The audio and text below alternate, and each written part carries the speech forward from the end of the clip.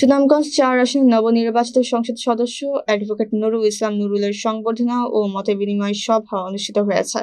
মঙ্গলবার দুপুরে সদর উপজেলা প্রশাসনের আয়োজনে এই সভা অনুষ্ঠিত হয়। উপজেলা নির্বাহী কর্মকর্তা সুলতানা জেরিনের সভাপতিত্বে অনুষ্ঠানে প্রধান অতিথির বক্তব্য রাখেন এমপি নুরুল ইসলাম। এ সময় উপস্থিত ছিলেন সুনামগঞ্জ ২৮ বিজিবির সহকারী পরিচালক মোহাম্মদ রফিকুল ইসলাম ও সদর মডেল থানার অফিসার ইনচার্জ রতন শেখ। এছাড়াও উপজেলার বিভিন্ন দপ্তরের কর্মকর্তা, ইউনিয়ন পরিষদের চেয়ারম্যান বৃন্দ এবং বিএনপির স্থানীয় নেতৃবৃন্দ অনুষ্ঠানে অংশ নেন।